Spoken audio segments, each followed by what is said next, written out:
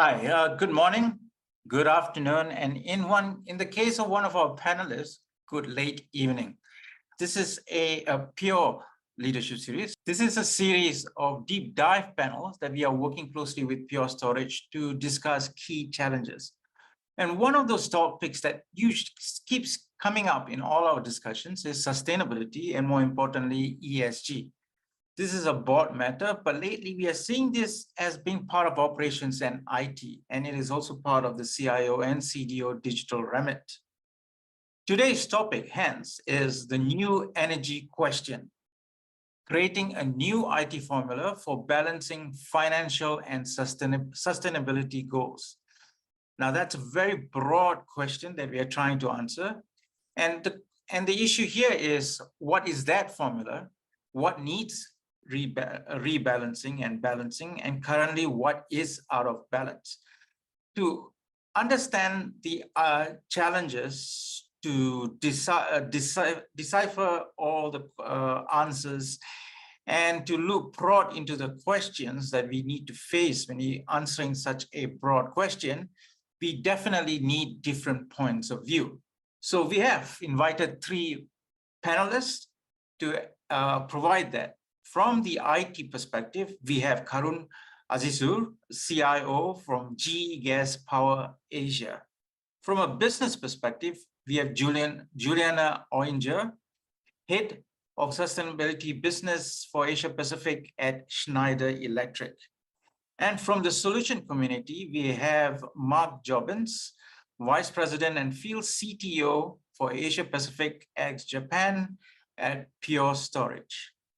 Now, before we begin, a quick reminder, this is not a one-way panel discussion.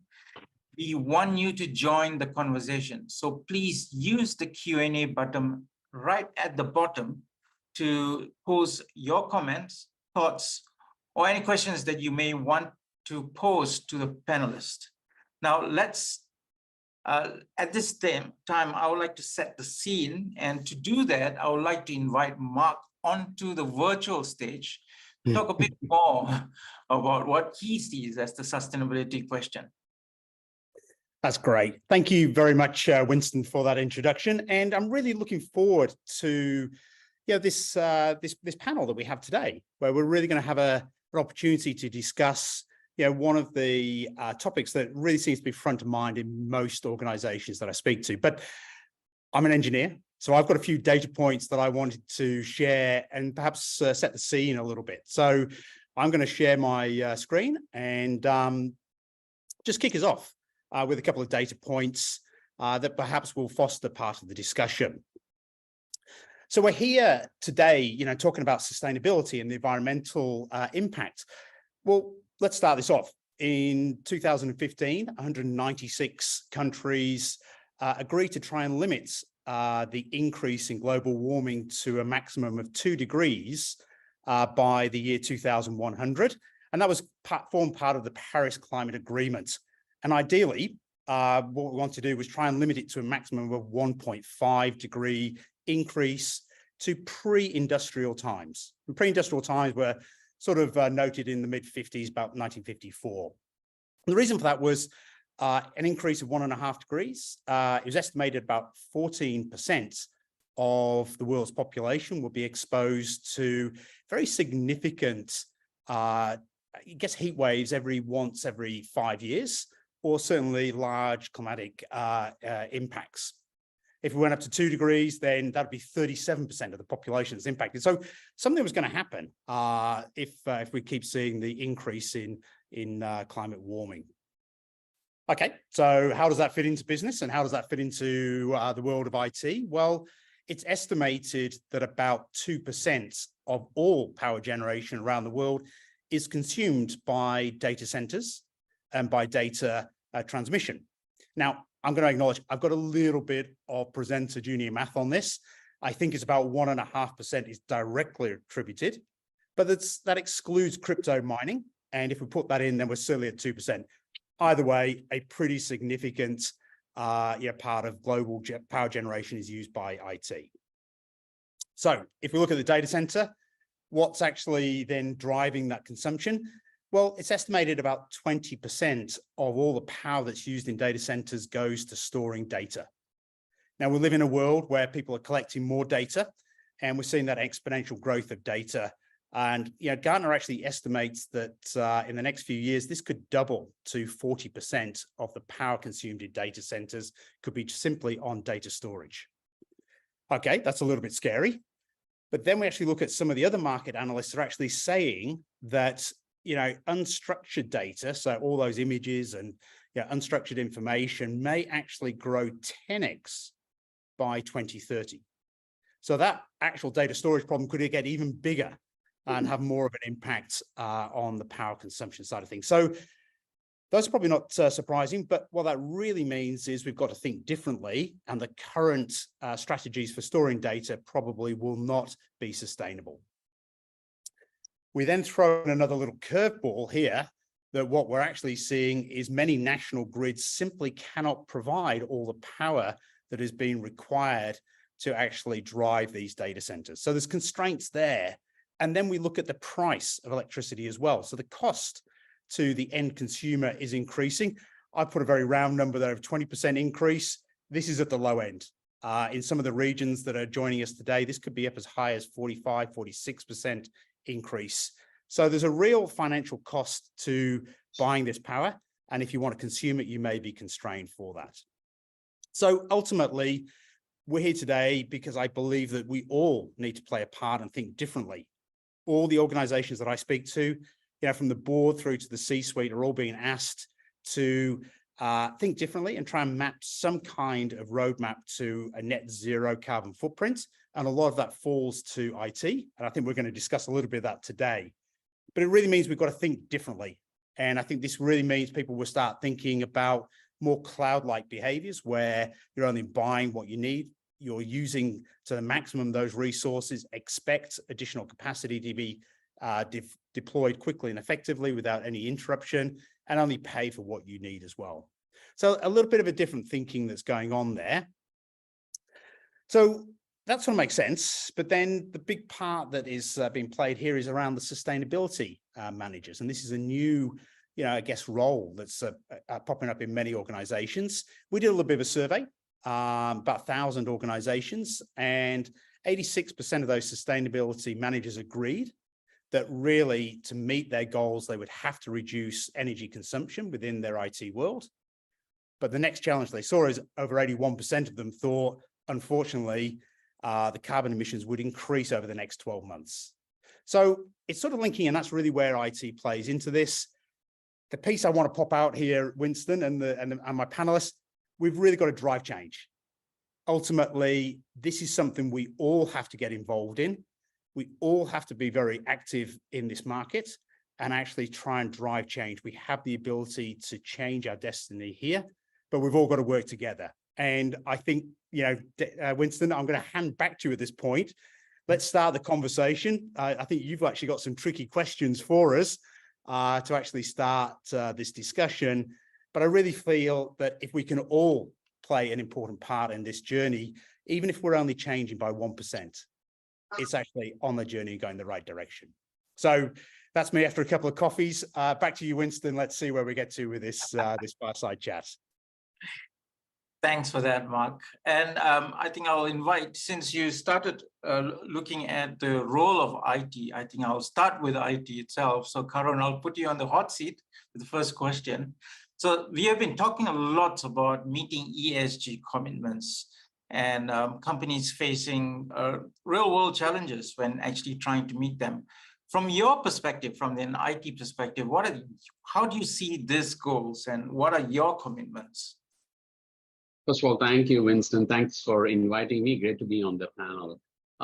Maybe I'll take a cue from what we just talked about, all the data points and so on and so forth. So if you really look at the CO2 release in the world today is 34 gigatons. Okay, so that's the amount of carbon dioxide which the world puts out in the atmosphere. 40% of it is due to power generation. 21% is due to transportation, 26% is due to industry. And then the balance, homes and home heating and other users and so on and so forth. And if you link it to IT, I mean, the data centers and all our infrastructure, application, everything uses power. So at the end of the day, directly or indirectly, we contribute to the problem, right? So, but going back to the question on ESG commitments, I think on the positive side, I think the way I see it is companies recognize it and they put big commitments out there, right? A lot of companies have committed to being net zero and so on and so forth. I think I see that as a very positive because then it pulls all of us to really help drive that commitment. But the fact of the matter is that there are three factors acting here. So one is we talk about sustainability, but then affordability and reliability also play a lot of important aspect. And the trick is to really balance these three things. Because if you're not able to reliably offer a solution or make the solution affordable, whatever products and services you offer, then just driving sustainability is not going to cut it, right? So how do you do all of these three together is the biggest challenge I think all of us face. Whether your technology focus or in our case, where we provide, we produce machines and equipment that produce electricity. Our goal and challenge also is how do we electrify the world in a deeply decarbonized way, right? And I think having that understanding of the challenge and how do you rise to the challenge, I think becomes super important. So that's what I would say. I think from a commitment perspective, I think going, big commitments, I think is the way to go. But then you try to meet those commitments by balancing the three factors I just talked about. Thanks, Karun. Just quick one. You mentioned about big commitments and how you balance out with the other 2 points that affordability and reliability. Now, from your personal perspective, do you see your role change? Because now you're looking at IT as part of the problem, but also could be part of the solution. It's a fascinating aspect and it's a great question. We talked about data growing, I think a lot of data points on 10x and 15x and things like that. But if you really put a sustainability lens, and let's say we design using sustainability lens, one of the principle, at least to me, is trying to have a minimalistic design, right? So even if outside IT, even if you want to help sustainability, what is the first thing you do? You try to see how can you reduce your power consumption itself, right? Because if you don't consume that power, then in a way you are helping. So from an IT perspective, if you just look around, almost every company, we have thousands and thousands of applications, right? So if you put the designability lens, sustainability lens on design thinking, then you try to think of, how do we create a minimalistic footprint, which essence then becomes a driving factor for reducing, say, consumption and so on and so forth. So I think that is the paradigm shift I think we have to do from an IT perspective, because today, storage is not as expensive as it was before. Compute is not as expensive as it was before. The speed at which you can bring compute, storage, network, and the speed at which you can build applications is far, far higher. We are going to a composable architecture kind of scenario where, the paradigm is assembling applications rather than building applications, right? And that's where I think we have to put the design thinking cap of sustainability on. How do we ensure that we do not expand this in a very, very uncontrollable way, and so on and so forth. Thanks, Karun. Juliana, bringing you into the discussion, since you're bringing in all the way from North America. Just wondering, from a real world perspective, what are the challenges do you see companies facing, especially in your role? And people have been talking a lot about committing about ESG goals. Now, making those to walk that talk, what are you doing? How difficult is it for companies to actually do that? Well, thanks. Well, first of all, thanks for having me on the panel, Winston. As you all can tell, I don't have the word IT or digital in my title. So my team and I are relentlessly focusing on really helping our clients accelerate on their decarbonization journeys. I'm very happy that in Mark's introduction, you really cut through everything and went straight to climate, because a lot of the time when people talk about ESG and sustainability, it can mean a lot of other different things as well. But I think there's without a doubt that climate change is the most pressing and urgent topic that we are facing as humanity right now. So it absolutely makes sense to focus on that first and foremost. And secondly, I also think it's interesting to hear Karun's perspective, because you're coming from an IT, as an IT function, you know, how do you contribute to the reduction of emissions? But if I really step back and take the perspective of a corporate, especially at Schneider Electric, right? Our company's mission is to be the digital partner for sustainability and efficiency. And if I look at the purpose of our business, right, our purpose is to empower everyone to make the most out of our energy and resources, and to bridge progress and sustainability for all.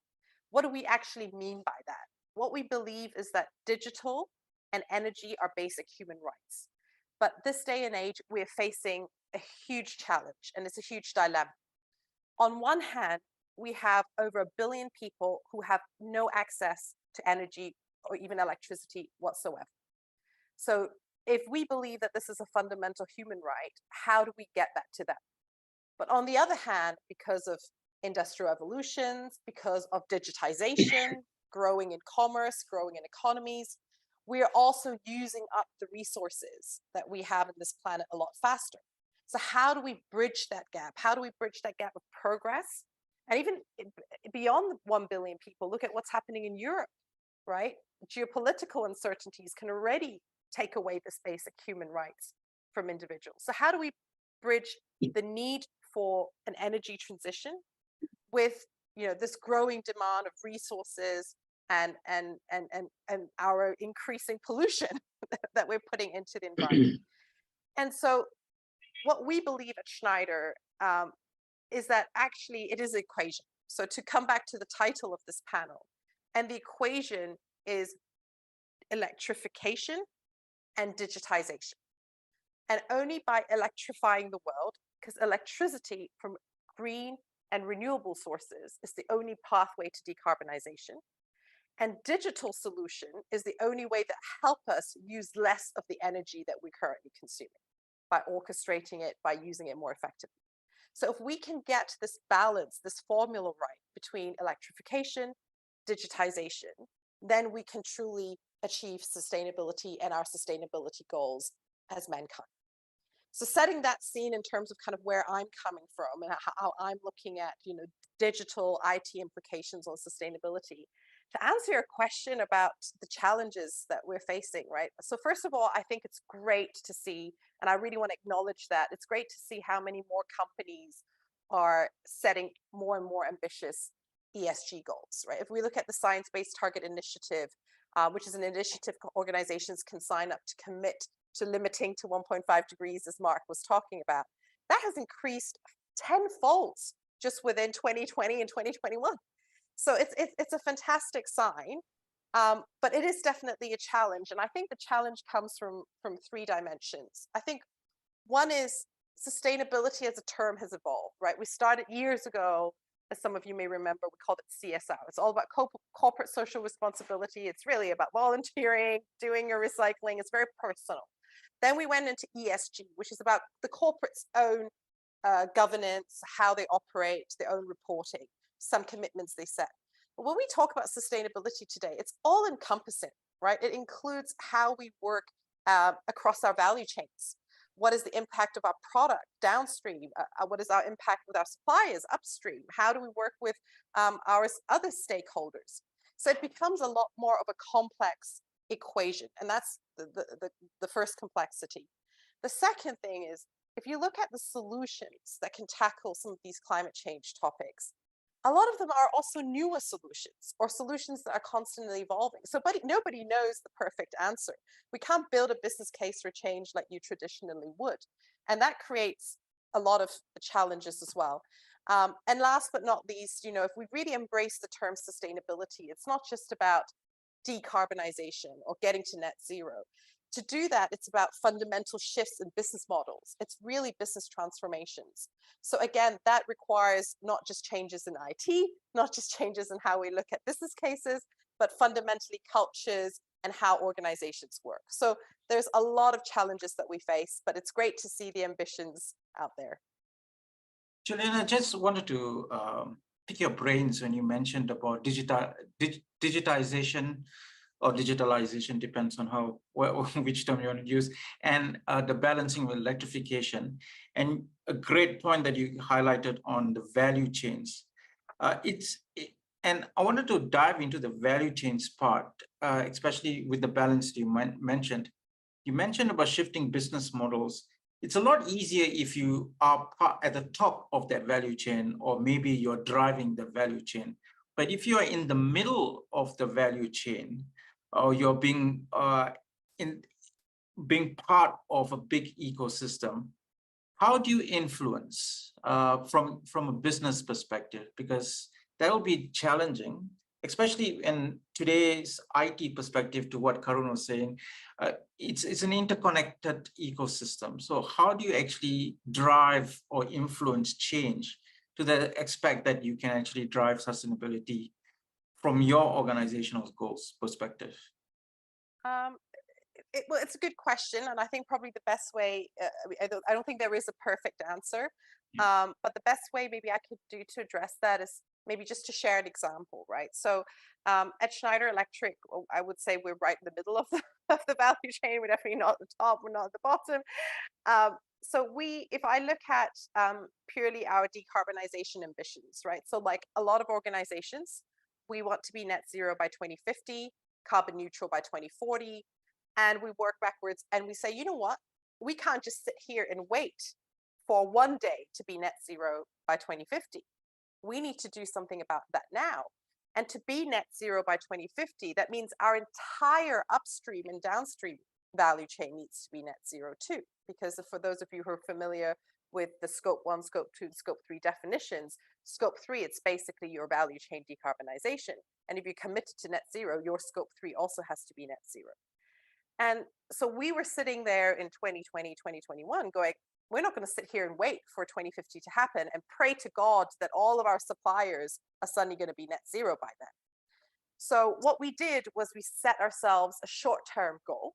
We said, you know what, by 2025, so the clock is ticking, we want our top 1,000 highest emitting suppliers to reduce their emissions by half.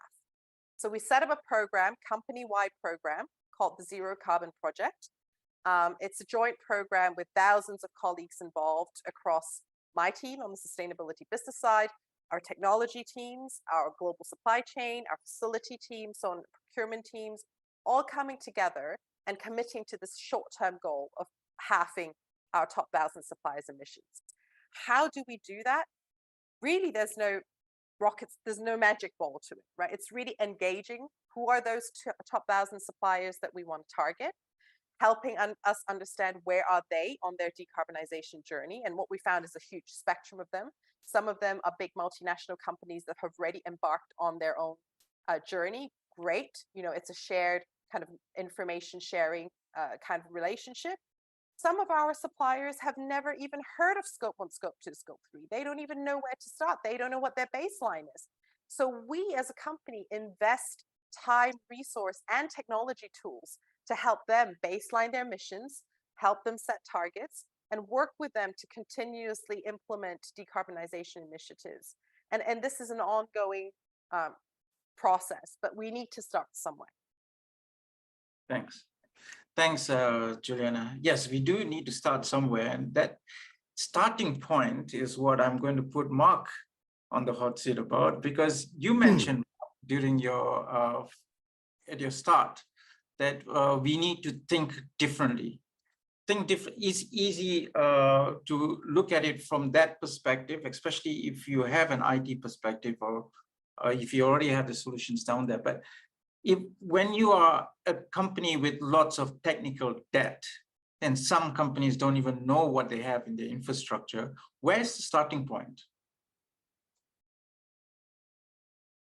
Look, it's a great question, and you know, I guess lots of organizations are trying to dive into that. And part of the challenge that I do see is, you know, people want to go on this journey, but the tech debt is just so high but it is very difficult to take those first steps. So, yeah, look, certainly I'd have to say, yeah, people need to be grabbing hold of what their existing infrastructure is and where the focus needs to be.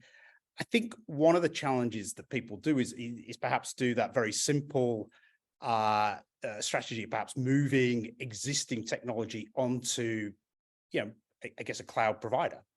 Just thinking that, but in reality, you're just moving the problem from one place to another, and you really need to dive into, what those applications are actually doing, and can you change the strategy that's there. So, look, I think that's sort of one of the challenges, sort of moving the problem, and I think that is very sort of pertinent in going back to those basics that both our panelists sort of touched on, that having a look at the fundamental problem is important. And I think this is really where Pure has looked at the design of our products that we're supplying to help organizations.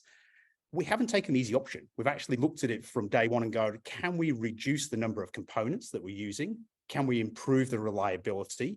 Can we replace individual components without any service interruption and actually reuse those components? So we've actually got to the point where we have a circular economy for many of our components that are within our technology. So what we're seeing is, look, we use less space. We use all-flash technology, so we're actually able to store more data in a smaller footprint. We use less power because we have less moving components. We use less cooling because there's no moving components. That's great. But what we've been able to do is, over time, we've been able to increase our ability to store data without increasing the size of the components and the power requirements for that. So I sort of say that because what that's meant over time is our customers can actually, tackle some of those problems of not having to buy new, larger equipment, consuming more power and space within data centers. They can actually keep the same footprint, the same power consumption, the same cooling. And now we're actually getting to some quite staggering, capacities that we have, where literally we can have, about 10 petabytes of storage in half a rack, a data center rack. Now, it's just one of those units that people sort of know about. But that's pretty impressive to have, over 10 petabytes of storage held in that with very low power consumption on that. But the piece I like is we've moved to that circular economy by having an as a service model. So literally, as people perhaps do technology refreshes, we can reuse those components. And I think that's one of the fundamental changes that, yes, I think I mentioned when we were talking before, Winston, that some people perhaps could tackle this problem of the carbon emissions by let's plant some more trees. Let's go and do that bit because we can all feel good about that. I'm not saying there's anything wrong with that, but fundamentally you need to be tackling the problem at the base level, which is use less power, less resources from the start, and then we actually stand a better chance of addressing this. And that, I think, everybody sort of touched on it today, is the fundamental difference. If you just want to have a greenwashing, I think is the phrase out there, and do something nice, that's not solving the fundamental problem. You've got to get down to the roots of the problem. That's true, Mark. And greenwashing was never part of the solution, but it was good for being part of a fund. But that's a totally different topic altogether. Karun, coming from your perspective, now we talk about sustainability. How does that filter down to vendor and supplier selection? And keeping in mind that since you're coming from GE Gas Power, we're not just talking about IT, right? We need to make sure that the same kind of mentality or mindset goes when you do OT selections as well. And you need to make sure those two worlds have the same kind of paradigm. We do also know that those two worlds do not have the same kind of paradigm. So how are you bringing those two worlds together, and especially when it comes to vendor selection as well? No, I think it's fascinating. Today, so the main product we sell is like, say, a gas turbine, right, to our customers, right? Customers are actually asking us, what is the carbon footprint to manufacture this gas turbine? So I think we have evolved to a point where, it's not just we trying to, work with our partners, vendors, suppliers our customers ask us that question. Give me the full life cycle of what's happening, right? So I think, so we see it in both ways now, because our own products, at the end of the day, they produce electricity, but they also emit carbon. So there's a lot of scope 3 impact for us, right? And then you have a scope 1, scope 2. So if you really go back and look at the GHG protocol and how you measure your emissions, it's a full circle, right? And I think that's where partnering, it's not only suppliers, it's also employees, right? So employees are also part of your emissions in scope 3 and so on and so forth. So so it goes back to me, two things. I think Juliana touched upon it on purpose. I think, what's your purpose? What's company's purpose? And what is the shared purpose with all the stakeholders with whom you partner and work, right? Includes suppliers, partners, employees, so on and so forth. I think you need to have that common shared vision. So I think that paradigm is what is changing. So earlier, probably you try to do this shared vision, things like that within your organization, but I think you need to now have it at an beyond the enterprise, where multiple organizations actually have and share that common vision. I think that is where I think we are really progressing.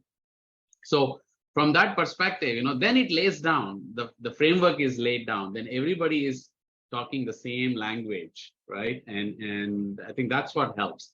So it's a big culture shift as well, internally and externally, because now you have to put this lens for everything you do.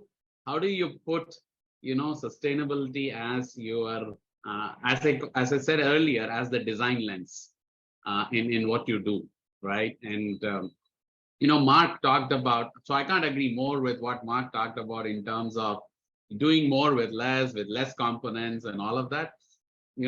Where I would even stretch it is, we should just do less in everything, right? Because even though, Mark, you have now equipment which has a much smaller footprint, but it makes me do more, right? And I think that is the design principle I really want, not only my own team members, employees, my business partners, and even my suppliers and partners, is to how do we actually do less? Not do more with less, but how do we do less, right? And then solve the trilemma, which I talked about. I think that to me is the puzzle to actually solve here.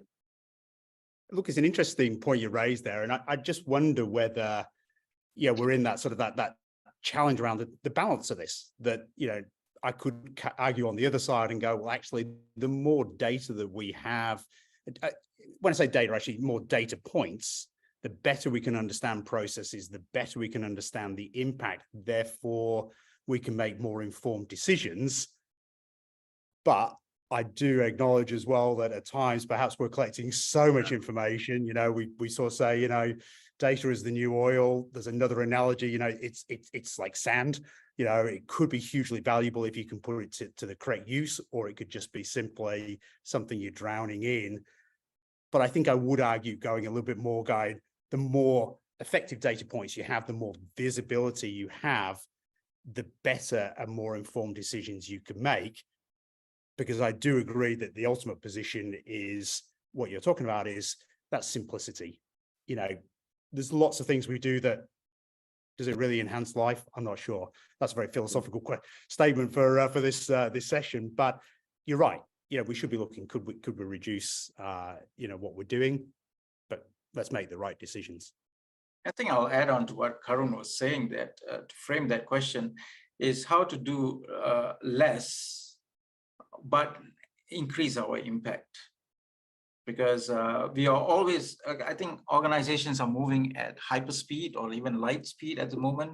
And there's so much opportunities that you can do in digital, but companies want to grab every opportunity down there to either disrupt or to strengthen or penetrate areas that they would not have even dreamed of. Last time it would have been probably a council that will be sitting and debating whether that's the direction they want to go. Now it's about a 1 week thinking, and then maybe we shall pivot. Those kind of discussions are already going on. But I guess the impact is, and bringing down to Mark's point of view, is it's the impact, right? At the end of the day, you can do as less as possible, but you need to increase the impact because that's what companies want. That's what shareholders want, and that's what stakeholders want too. So Winston, it sounds like your next panel topic needs to be something along the lines of mental health. That's true. Freeing up your energy. And I was thinking that going along with that, Juliana, talking about mindset, you mentioned mindset, and it's people talk about scope 1, 2, and 3 as if they already know, everybody knows about it. But there is a huge population who do not, who might understand it in very different terms, maybe not even organizational terms. Could you share your organizational experience on how to make sure that what Karun just mentioned, making sure everybody has the same language when it comes to sustainability? What was your journey to getting there? Well, that's a great question, Winston. I think that's a huge gap today, and the reason I say that is not just in organizations. I'm very fortunate. I did my MBA at the university in Hong Kong, and often I get invited back to help fellow MBA students and do some guest lecturing. And I went to a guest lecture a month or so ago.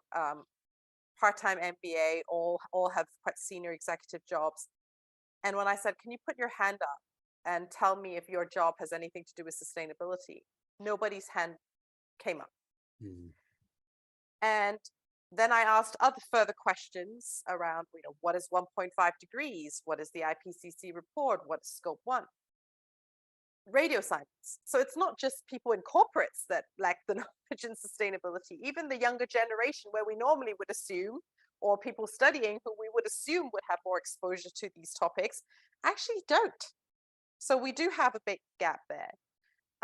If I look at our experience at Schneider, well, first of all, I think it is important to mention that our CEO, Jean-Pascal Tricoire, started this journey 20 years ago when he took over the helm and he looked at what is the future of Schneider Electric and what sustainability, why sustainability needs to be embedded in our purpose and our mission as a company. It wasn't something we decided last year to do. So it did take that long for us to be able to say, okay, now as an organization, whoever you talk to at Schneider Electric, we understand what decarbonization means. We understand why it's important. But it took us 20 years. So it is something that takes time that we need to accumulate. In terms of how we do it, partnering, we do a lot of partnerships. For example, we partnered with AXA. AXA insurance company did a fantastic free digital learning resource called AXA Climate School, which really goes into the science of climate change. Schneider worked with AXA to white label that to become Schneider Climate School, and other companies are also doing the same. They're contributing and investing into that platform in different ways. We make sure that sustainability, the importance of decarbonization, our impact as a company is constantly reiterated, from the minute we talk to candidates from a recruitment perspective to, how we even evaluate ourselves. So 25% of Schneider employees' variable compensation is based on how well we achieve our sustainability strategies. So, it impacts everyone, not just from day to day, what they hear, what they learn in L&D, but it also directly impacts from a measures and incentives perspective. So there are many things that I think organizations need to do to fill that gap that we were talking about. Thank you, Juliana. We'll go to one of the questions from the audience. And thanks to the audience for coming up with the questions. Please do send in more. We would love to answer. We have around 10 or so minutes, and we'll be getting through some of those questions. So one of the questions that I always caught my eyes was, we're talking about many data providers in the market and providing ESG related data products. Obviously, disclosure standards are evolving. How do we evaluate the quality of this vendor data in order to establish accurate reporting on emissions footprint and that of our client or customer? Maybe Karun, maybe you can just tackle that questions from your perspective. Then I would like to go down to Mark and how he's helping his clients or customers? Karun? I think very, very good question, because if you really look at most of us today, the way we report is we collect data manually. Okay. And we also make assumptions with respect to the emissions, or we make assumptions to the scope of work which is out there, and we collect that information, and it is then rolled up. I mean, most companies report, right? But the reporting is done based on manual data collection. That's how it works. The complexity, though, is if you want to automate this, if you want to make this magic work, to what extent will you go? Because you need to now look at all your sites, your factories, your employees. I mean, if an employee is traveling, I mean, there is emission because they took an aircraft. How do you track that, right? If you have company car, how do you track that? So it's not just about the electricity you consume and the source of that electricity, which probably relatively is easier to get. But then the complexity of all the economic activities an organization does, and how complex do you want to build your digital ecosystem to capture all of that? I think, to me, that is the challenge, right? And then if you have equipment which emits, there are local regulations or country regulations, things like that. Those come in the way. So companies are pretty careful also. Like, for example, do you activate a continuous emission monitor in an equipment, right? And things like that. So I think that is the larger challenge which is out there. So one advice I would have is, yes, there are a lot of vendors who are saying, hey, they have a solution that solves this. But at the end of the day, if you peel the onion and see, it's about data collection, putting it in a repository and reporting it out. And hence, so I would say the challenge is not more evaluating a technology or company which provides a solution. The challenge is how far are you willing to go to do this, and what are the alternatives in terms of capturing this information and reporting. So that's the kind of framework I would really put the lens on and do it. Otherwise, we can really complicate the entire ecosystem in terms of what we want to build out. I'll go to you, Mark. I want to bring in Juliana. Juliana, from your perspective, how do you work with the procurement side and to make sure that they actually do this kind of analysis? Especially, you have to understand that there's lots of data down there, but not necessarily the right data. And you have to sieve through a lot of different types of data to make sure that you understand what is the true impact that you're actually investing in. Well, Winston, I'm probably going to be extremely biased because I am proud to say that, Schneider Electric has one of the most sophisticated ESG data management platforms called Resource Advisor out there, and my team manages that. And obviously Schneider Electric ourselves, we use that to manage all of our ESG data and reporting as well. So I would obviously do a plug on our own solution. No, but I think I want to just echo what Karun is saying, right? I don't think it's about the data technology itself. It's really how far are you willing to go in digitizing your asset, your processes, so that that data gets captured. So a lot of actually what we do when we look at collecting data is more about, hey, are we, first of all, the people, right? The people who are involved in doing that. Are they incentivized in the right way to give you the right data, to do it in the right way? Then we look at the processes behind it. Where is this coming from? And digitization, of course, helps, right? If you think about a building, you can get an emissions information of a building quite easily by one electricity bill or a gas bill. But if you really want to look at it, the data, and use it beyond reporting and say use it for efficiency gains, right? Really tackling some of those ambitions that you set, 25%, 30% efficiency targets. But the reporting data is no longer enough. You really need to know at every point in time, in every square meter of your facility, where is energy being consumed? How many people are there? How hot is the weather outside? And that requires a whole other level of digitization of a building, a smart building. So are you willing to go to that level of investment? And then your data can really be helpful in helping you achieve decarbonization beyond reporting. So that I think is a very important discussion, because this is beyond just an IT functions remit or procurement functions remit. all functions around the company have to work together, which goes back to my point, is everyone incentivized? Is the purpose of the company heading that direction? Is sustainability really at the core of what the business is about? Thanks, Juliana. Mark, how do you tackle this? Well, some great points there. At the end of the day, yes, we can collect, many different data points and report on those. It's quite a noisy sort of, reporting ecosystem out there. But I think one of the there's actually a couple of really interesting points that come out of this. Juliana, on the whole education piece, actually getting people to understand what this means is so important. I think we can actually report on information, but it might just not mean anything to anybody. And I love what you're saying about actually your whole organization being, I guess, rewarded or measured on their positive impact, I presume, to the environment, which is great. But I was sort of come back to, whilst this is a noisy sort of ecosystem, there are some frameworks, but I think the more the information is freely available and it's actually out there, if it's delivered with good intent, it could foster the right discussions to have, I say, lively debates in a positive way to get to the right outcome. And I think that's part of, the way forward, because as I said, that reporting ecosystem, everybody's going to have their favorite. It's going to have some things they like, some things are going to be very positive for, their own industry. I think the more transparency there is, at least you can have the debate, greater education.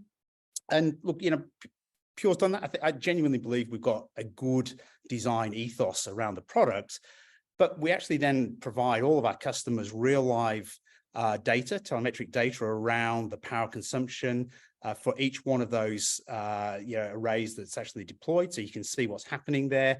We're extending that to get greater visibility based on the carbon footprint based on different countries. So we're trying to give people visibility there. But we've also actually gone out and done a full life cycle analysis of one of our products. So that from that cradle to the grave for one of our core products, we published that. I think we're actually one of the first storage vendors to do that. And again, we've done it through an independent party. We've used international standards to do that. And part of it, we're just going, let's get it out there. People can have a look at that, can use it. If there's better ways of measuring or better ways of actually, consuming this data, then happy days. At least we've started the discussion and people are actually talking about it. And I think that's part of the challenge that we're all facing. I think Juliana started earlier going, this started many years ago with your, social responsibility side of things. And we had T-shirts and, planted trees or cleaned up a bit of rubbish. It's moved on. And now we need to have much more robust conversations and actually start, I guess, challenging each other to do the right thing. And there's a raft of things. I do still go back, Karun. I think getting more data points, you can have those educated discussions, but you're right. Ultimately, it's got to come back to using less in all facets of our business and life. We have around 5 minutes. So I was thinking that we go to the point that Juliana raised in terms of people. I think that is a huge part of the equation. The question here is, how do we change the mindset and how do you upskill people? How do you make sure they look at everything from a different type of lens? It's a journey. It's not going to happen overnight. But also the question is, do we need a new mindset, new type of new generation of people, or someone with a different skill set?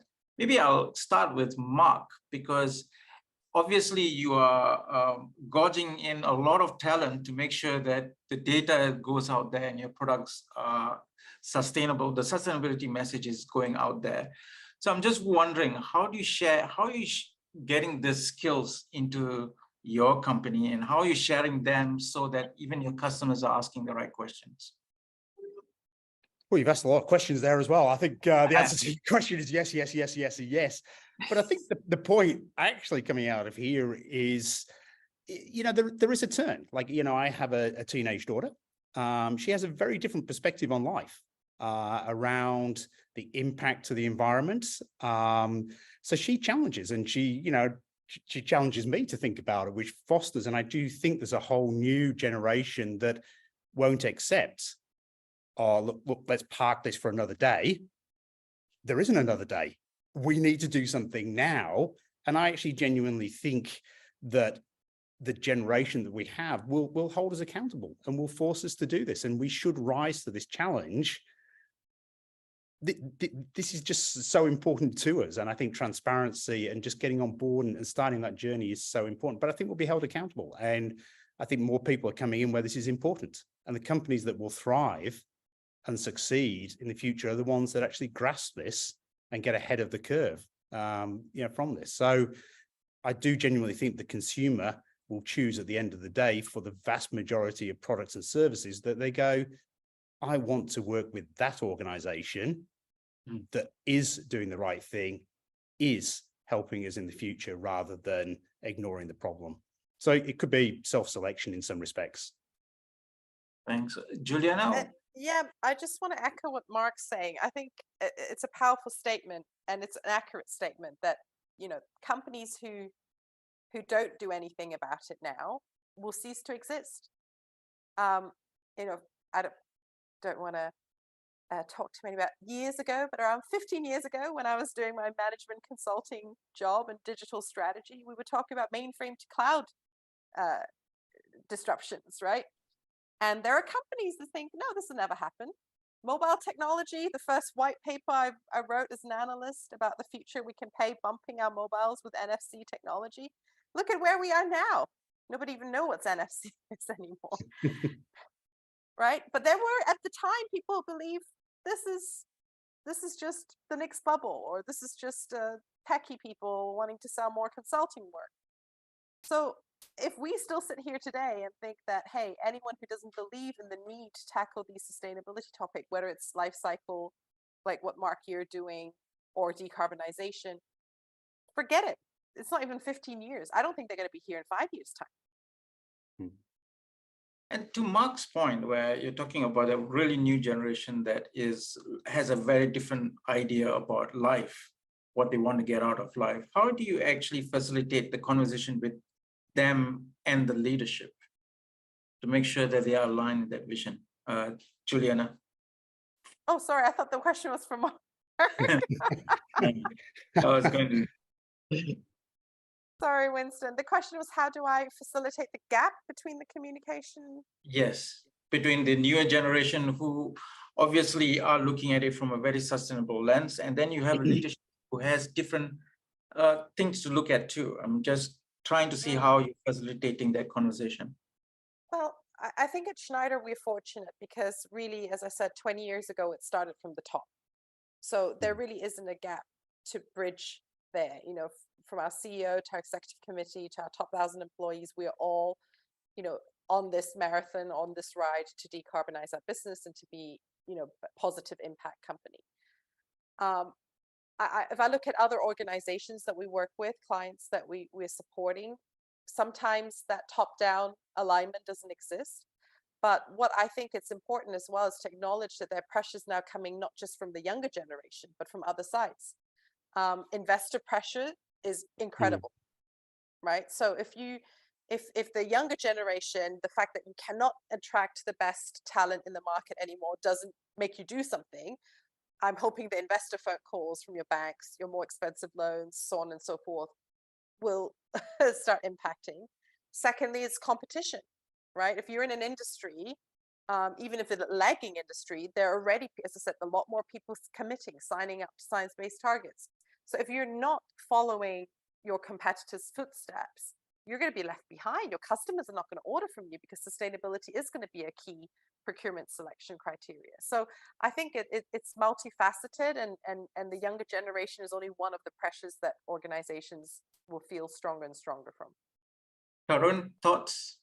So I think there are two things. I mean, I totally agree with on what the market is demanding, whether you call it younger generation or the others. I think the market is demanding more sustainable products. So there's no doubt about it. I mean, like today, maybe people want to buy EV cars, or even in an EV car, they want to make sure the steel or aluminum used is green, right? I think that puts the pressure, right, on the industry. And then, but there is another fundamental thing which I think has changed, and which has to force us to think in the enterprise to change, change our thinking and think differently. That is, the consumerization of technology is complete, right? Technology comes to the consumer first today before it comes to the enterprise.